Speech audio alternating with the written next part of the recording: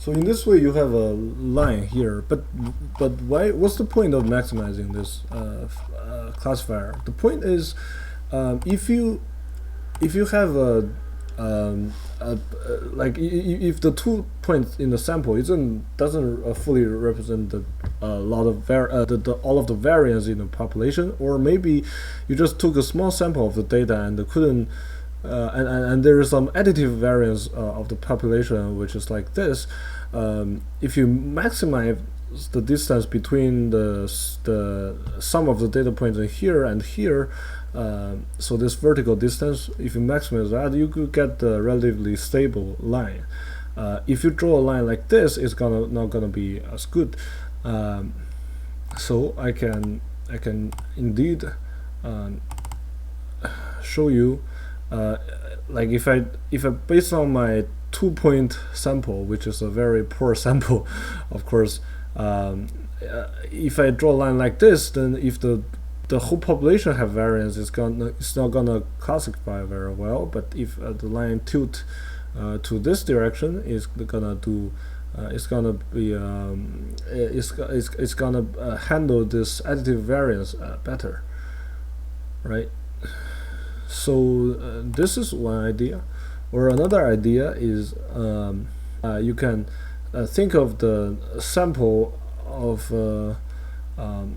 You could think of a sample of data point belonging to a greater population of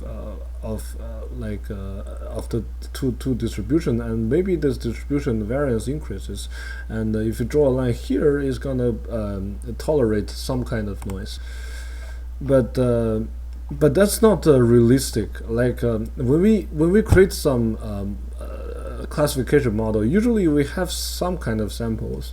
Like the sample already represents some kind of variance.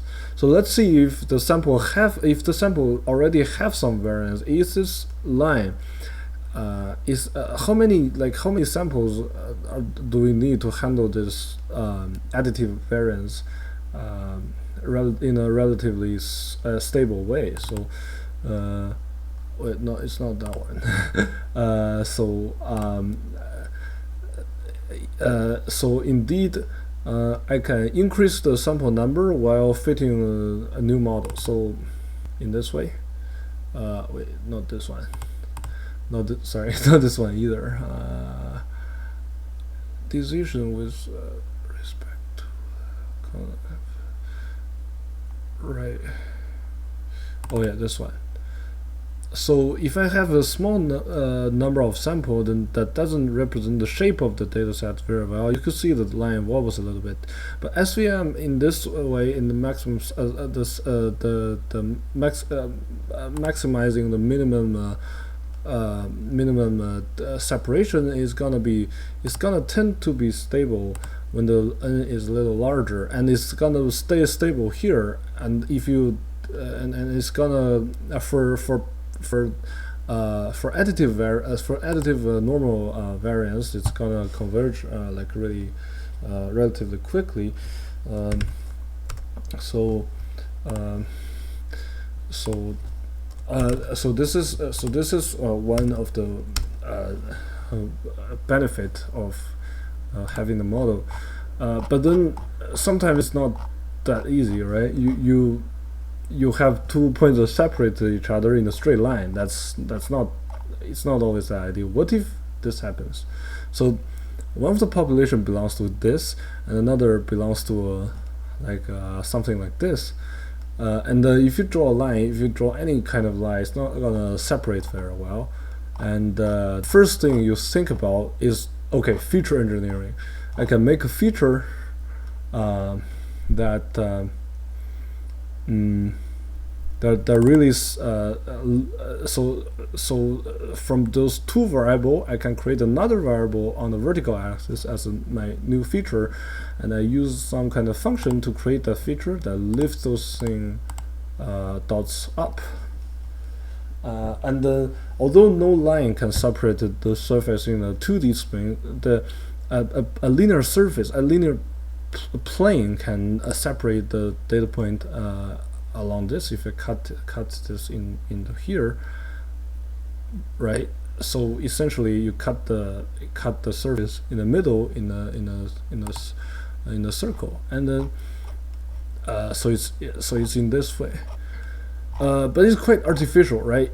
Like I've seen this video as a I've seen similar videos from a lot of sources and animations, and actually some uses the example of dots in the middle and other dots around, and some uses like a butterfly shaped example, and you could create a complicated polynomial at features. But what if but what if I don't know what feature to put in there? So here I know is x squared plus y here is concaving, it's doing a parabola. So what I can do here is first I create the number of features. So the first coordinate of x, second coordinate, first squared and the second coordinate squared as target. So I'm turning this xy value to a xy x squared y squared x cubed y cubed, or maybe include some interaction terms, so like this. So when I say xy, it's actually x1 and x2. So first the coordinate of x, second coordinate of x. It's not different observation. It's the same observation but different parameters. And I can put this. I can use some function phi to turn this simple features to a list of features I want to include, and then I recalculate a wx. So in this case is x squared x1 squared plus x2 squared equals to b, which is in this case. But x1 squared plus x2 squared is not one of the terms in here. So what I can do is I can make a vector look like this. So my w here is 0 0 1 1 and 0 0 0 dot dot dot, and this one x1 x2 x1 squared x2 and some other features.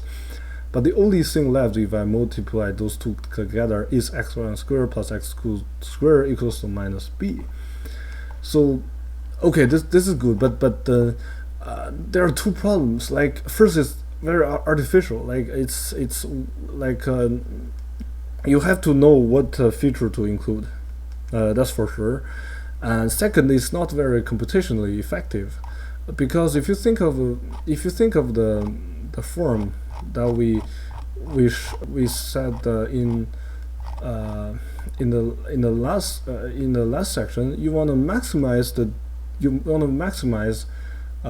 the separation between the surface. You want to maximize the separation between the surface and the nearest point, or in the nearest point in the sample, which is from here to here.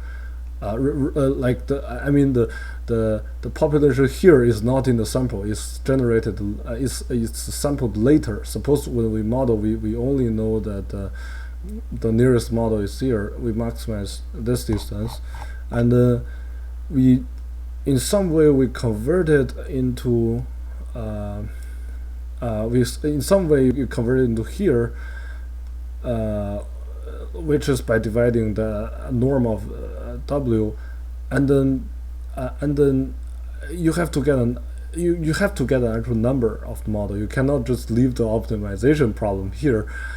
So, and by some theorem, like by calculating the Lagrange and using the representative theorem, you can know the final result of the problem is in this form. So the x is the new point. I think I explained this in last video, right? And x is the new point to predict, and y hat is the estimation, is the predicted value of the class. So, and there's a dot product between x and the support vector xi, and so you have to make a dot product. At first is okay, but now we have features, and the two vectors are very long, and maybe it's computationally ineffective, or maybe it diverges, or maybe we don't want to artificially construct those vector, and then we can use some function with good properties. So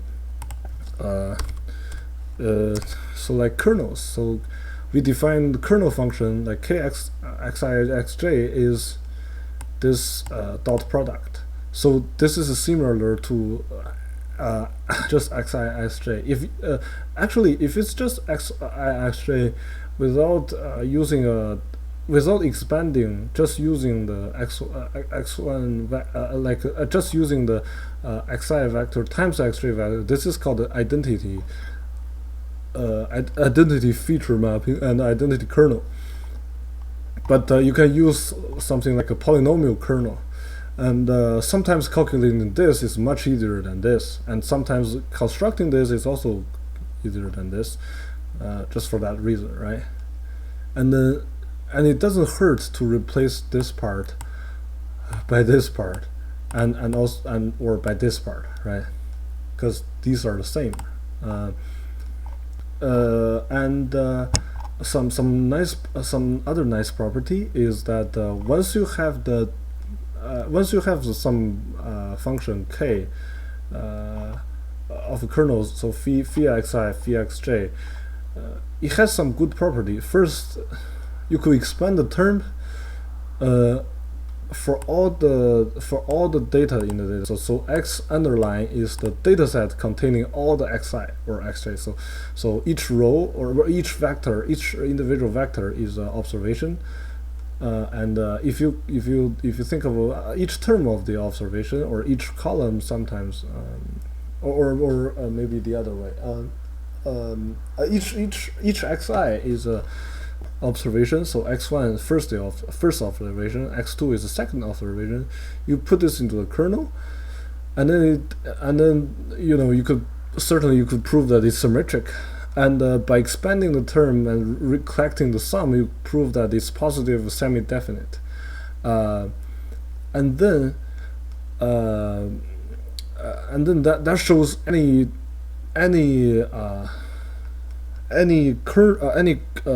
kernel function is positive semi-definite and symmetric.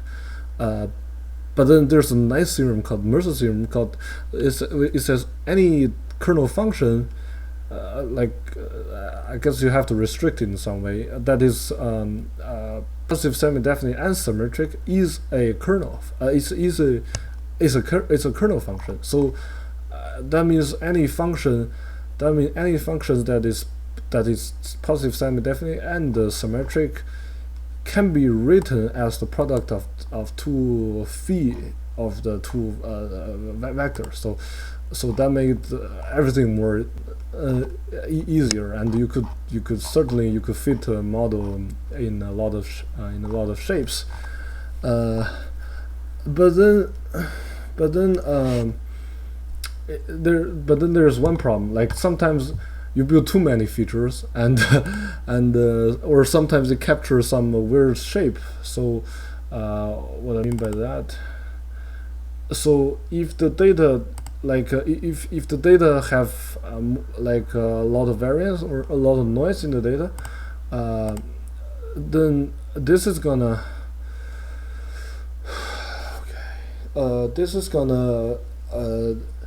let your kernel try very hard to tweak that curve to try to remember the noise in the data and result in a very weird curve.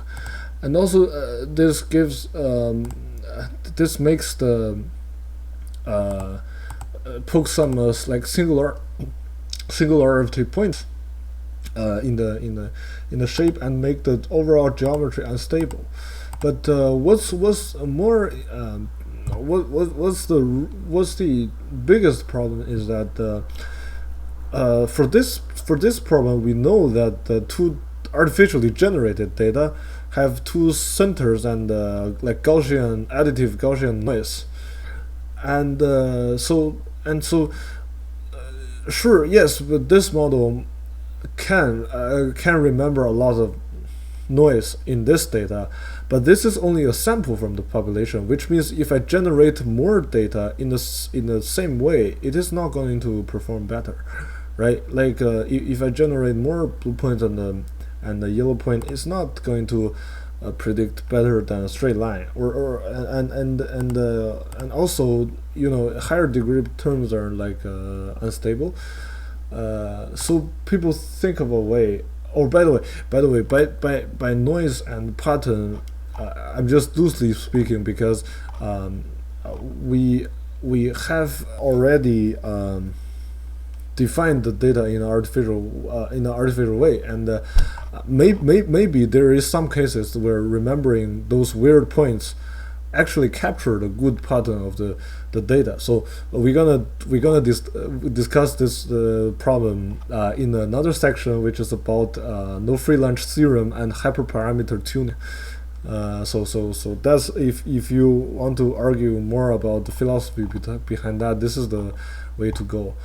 So a good point is to allow some misclassification on the training set, which means like, what do I mean? Like when the data set has more noise, like just let it keep penetrating the surface. Or in another way is that so keep using the line. Like if any, if the new data, if the data with more samples still can let me have those